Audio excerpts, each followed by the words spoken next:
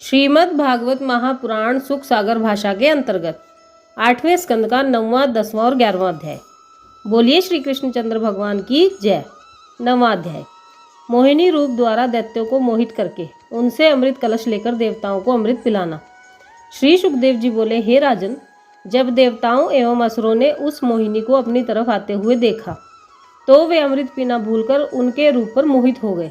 जब वह सुंदरी मोहिनी असुरों की ओर तिरछे नेत्रों से देखती हुई चली, तब वह अत्यंत प्रसन्न होकर आपस में इस प्रकार कहने लगे, हमारे बड़े अहोभाग्य हैं जो यह परम सुंदरी हमारी ओर चली आ रही है।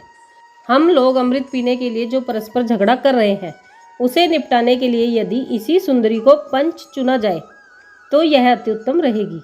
हम लोगों को चाहिए कि इस अमृत कलश को इसी को सौंप दे और यह जिस प्रकार चाहे उस प्रकार बांटकर हमें अमृत पिला दे, और हमें चाहिए कि हम उसी प्रकार पी लें, क्योंकि इस प्रकार आपस में झगड़ा करना उचित नहीं है।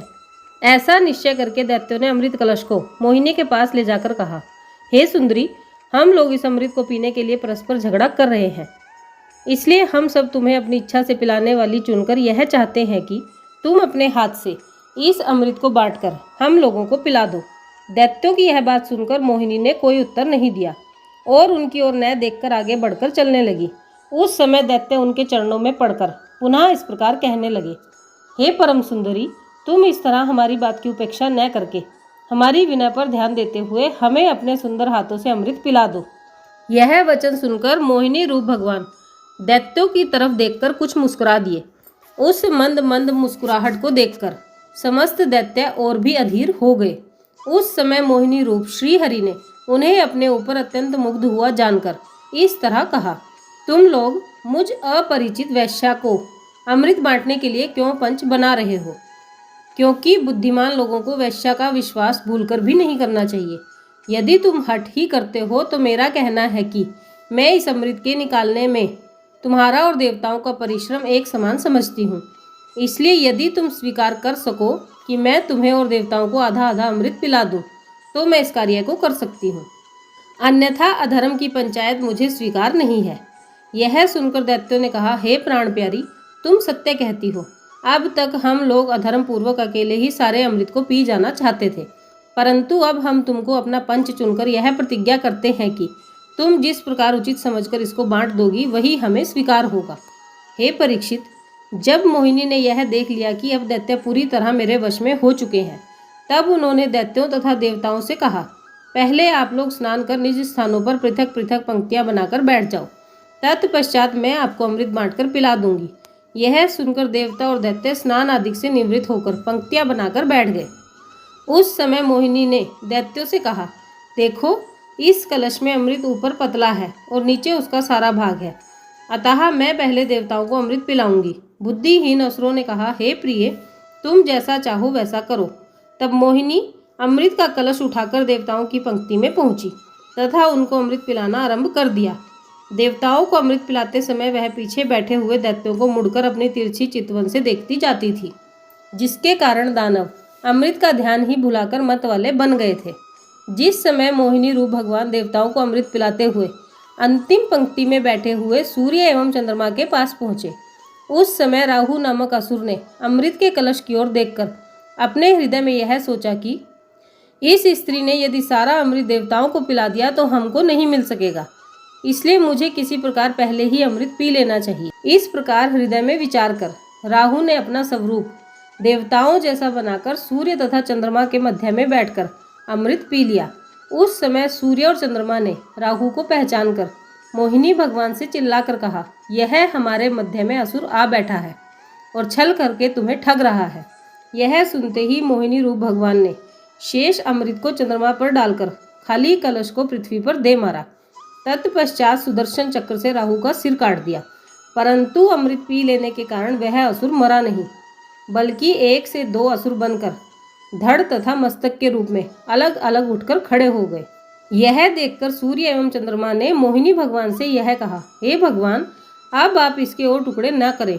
यह सुनकर मोहिनी भगवान ने राहु से कहा, हे राहु, तूने देवताओं में बैठकर अमृत पान कर लिया है, इसलिए अब तू अपनी आसुरी प्रवृत्ति को त्याग दे और सूर्य आदि 7 ग्रहों की जगह नवग्रह पूजा ग्रहण किया कर। उसी दिन से 7 ग्रहों की जगह 9 ग्रह हो गए। असुर के मस्तक को राहु और धड़ को केतु कहा जाता है।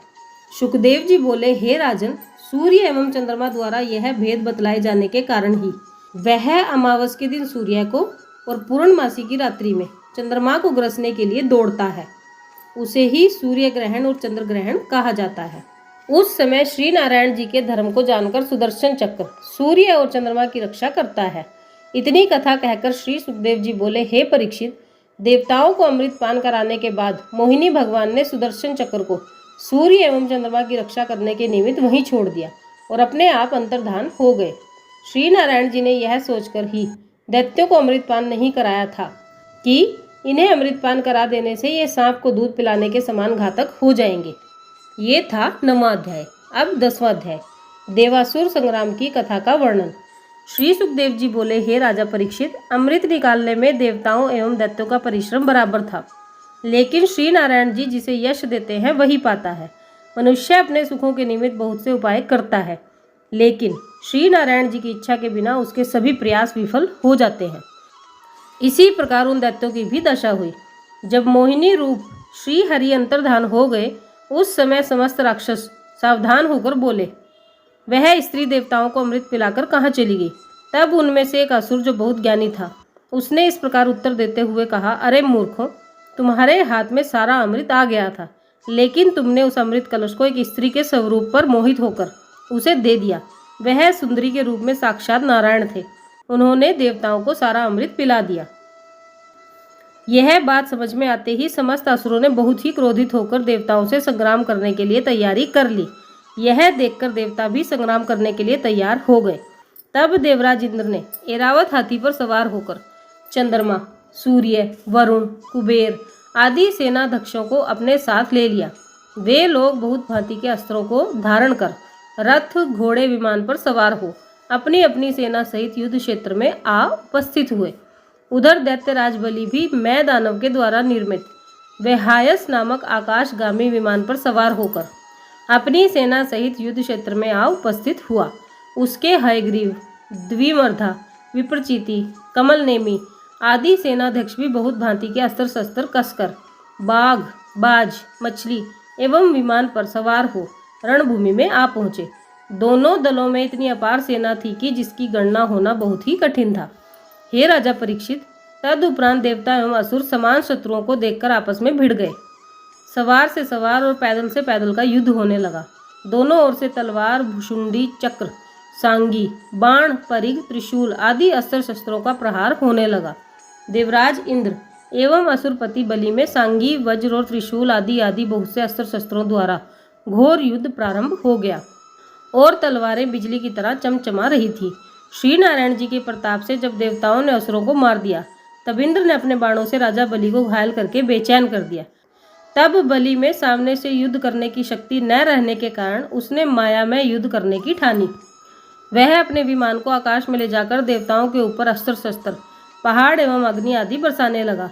राक्षसियां नग्न होकर अपने हाथों में खप्पर लिए हुए देवताओं के दल में आ पहुंची। यह कौतुक देखकर देवताओं ने बहुत डरकर श्री नारायण जी का स्मरण करते हुए उनसे अपनी रक्षा की मांग की।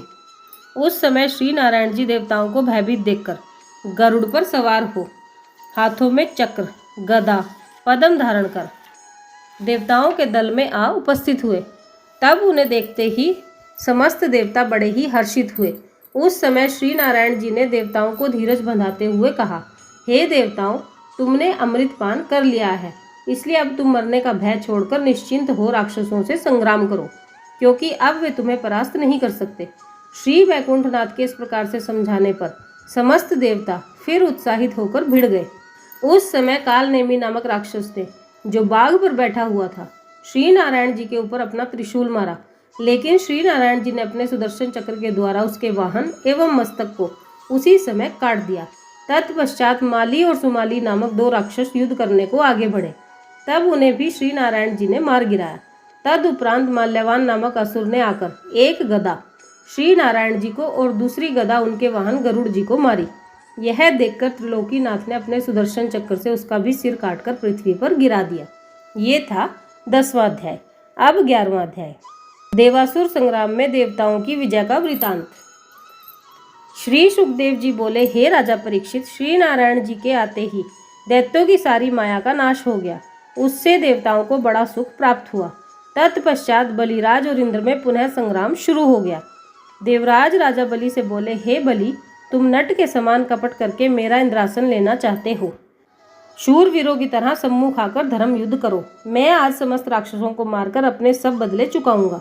यह सुनकर बलि ने कहा, हे देवराज, अभी 4 दिन पहले तुम मुझसे युद्ध में परास्त होकर भाग गया था, अतः आज तुझे इस तरह अहंकार भरे वचन नहीं बोलने चाहिए। थोड़े से दुख सुख का अहंकार तो मूर्ख लोगों को हुआ करता है। इतनी बात कहकर राजा बलि ने अपने बाणों से देवराज को घायल कर दिया। तब इंद्र ने राजा बलि के ऊपर अपने वज्र का ऐसा प्रहार किया कि उसके चलते ही बलि बिना पंख के पक्षी की तरह अपने विमान सहित आकाश से भूमि पर आ गिरा। राजा बलि की यह दशा देखकर एक जंभ नामक राक्षस इंद्र के सामने आ डटा। उसने अपनी एक गदा इंद्र को और एक ऐरावत हाथी को मारी, जिसके फलस्वरूप ऐरावत हाथी घुटने टेककर जमीन पर बैठ गया। यह देखकर इंद्र हाथी से कूदकर रथ पर जा बैठा। उस समय इंद्र के सारथी मातली के रथ कौशल को देखकर जंभ ने मातली के ऊपर भी अपने त्रिशूल का प्रहार कर दिया। यह देखकर इंद्र ने अपने वज्र द्वारा जंभ नामक राक्षस का भी सिर काटकर पृथ्वी पर गिरा दिया। इतना वृतांत कहकर श्री सुखदेव जी बोले, हे राजा परीक्षित, अमृत प्राप्त होने और उसको पिलाने के उपरांत देवासुर संग्राम की कथा हमने तुमको सुनाई। ये था 11वां अध्याय। बोलिए श्री कृष्णचंद्र भगवान की जय। आज की वीडियो में बस इतना ही, फिर मिलेंगे अगली वीडियो में। राधे राधे।